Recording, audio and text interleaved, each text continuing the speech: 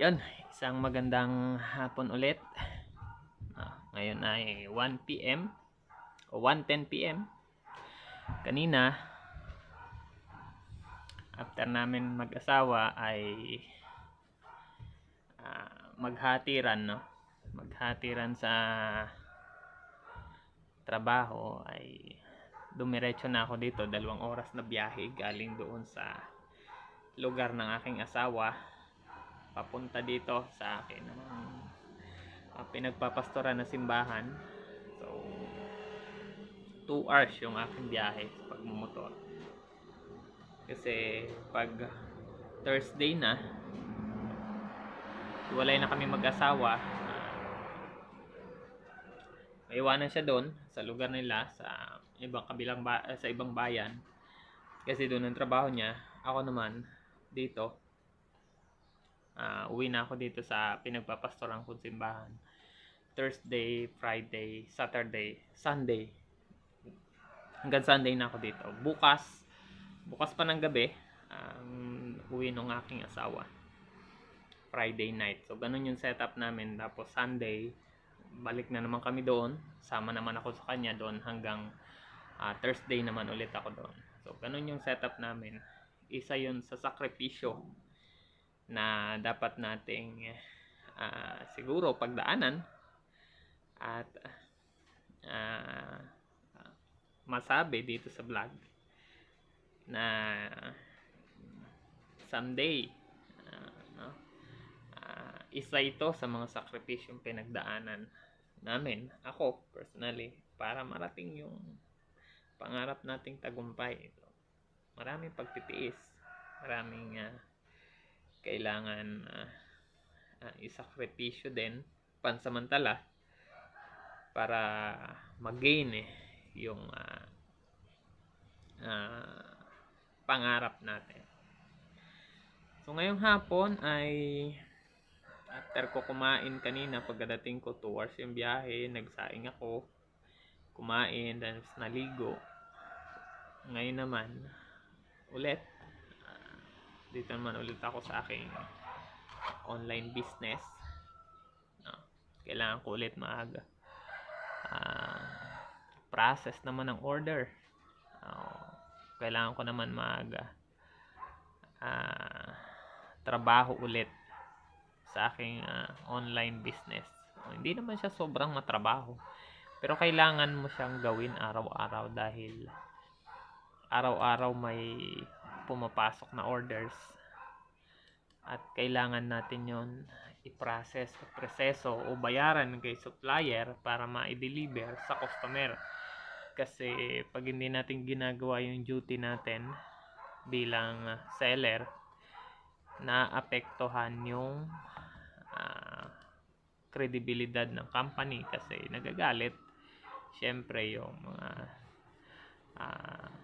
buyer. Ikaw, kahit naman ikaw kasi saan ka bumiling platform tapos pagkatagal-tagal dumating ay medyo hindi rin maganda yung iyong buying experience. So, duty namin yon bilang mga seller dahil pinasok natin tong larangan na ito ng business platform. So may duty rin kailangan gawin. So ngayon ay nandito ako sa aking wallet balance sa aking wallet balance at meron naman siya ulit laman na 21,437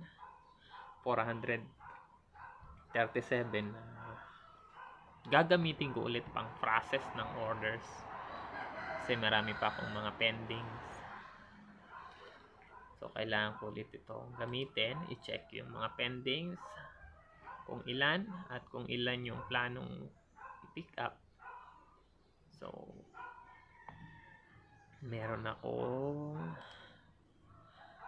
i-pick up na siguro mga 7 items. So 21,437. Tingnan natin kung ilan. So ito yung kailangan nating gawin para sa akin, no? Na para maabot ko yung tagumpay na pinapangarap ko din. Gaya din ng iba, marami silang sakripisyo. Sigurado ako marami silang sakripisyo na tiniis at pinagdaanan. Marami silang sakripisyo na hindi na naikwento sa atin. At ito yung gusto kong ma-share, ma-detalye din sa iba na after 10 years, kung ako man ay magtagumpay at wala akong ibang choice kundi magtagumpay, maikwento ko na marami-rami tayong sakripisyong kailangan na tiisin at gawin para maabot natin yung tagumpay pinapangarap natin. Kasi hindi yan dumarating ng overnight, sabi nga nila. Marami kang kailangan na pagdaanan, marami kang kailangan tiisin, mga sakripisyo na dapat gawin. At sana ay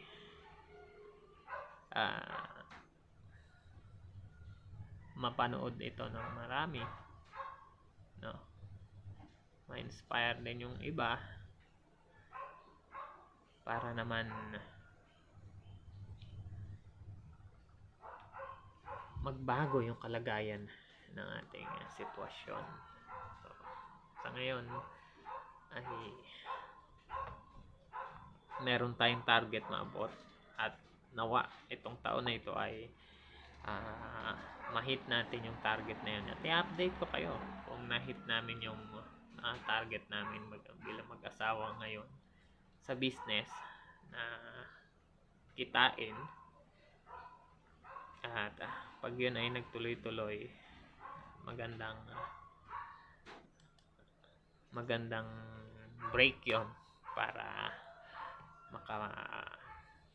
patuloy na lumago yung aming nasimulan. Dahil hindi lang naman ito yung aming ginagawa. Hindi lang ito yung aking tinatrabaho. Meron na din kaming sinimulang investment sa Pag-ibig MP2. Meron din kaming insurance. At the same time, investment na din yon. Kasi ang insurance ay naka-connecta na rin sa stocks. Plus tuloy-tuloy kami nagtatrabaho. Ako naman ay may natatanggap na allowance sa pagpapastor ko. Kontento naman kami sa kung ano yung meron kami ngayon.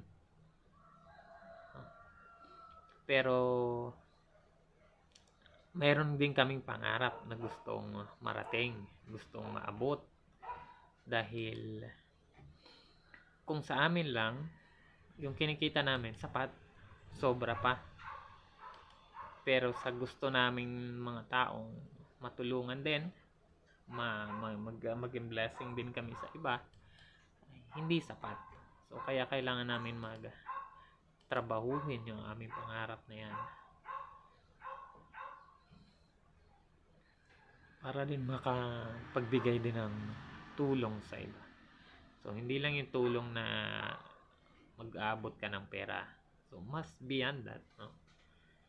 Ay gusto rin namin na makapagsimula ng isang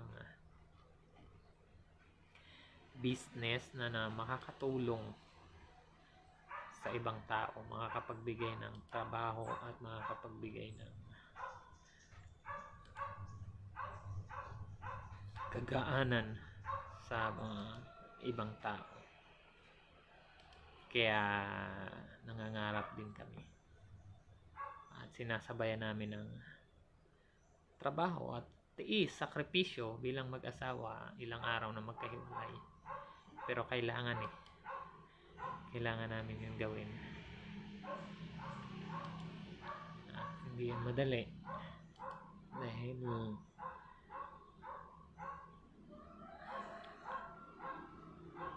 pero kakayanin para sa pangarap.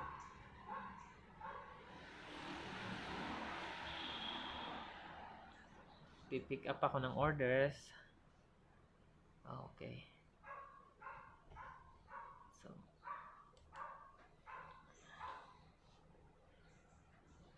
Okay. So, ayun, naka-pick up na tayo ulit. So, again, ito yung day 4 ng aking ginagawang journey na ito. Dahan-dahan kinukwento ko sa inyo yung mga ginagawa ko. So, hindi ko naman lahat talaga maipapakita sa inyo, pero sinasabi ko sa inyo yung mga ginagawa ko araw-araw at mga tinitiis araw-araw at tinatrabaho araw-araw para dito sa aking pangarap na ito. So after nito, mag-aaral na naman ako kasi malapit na mag-Sunday. Meron na akong nagawa, meron na akong naihanda. So kailangan pang iayos. Tatlo din kasi yung kailangan kong ituro ngayong linggo. Kasi meron kaming meeting or training para sa mga workers ng simbahan. Ako din yung nagtuturo. Meron din kaming Sunday school bago kami magkaroon ng simba. Bago yung aming official time ng service ay meron muna kaming Sunday school for 1 hour.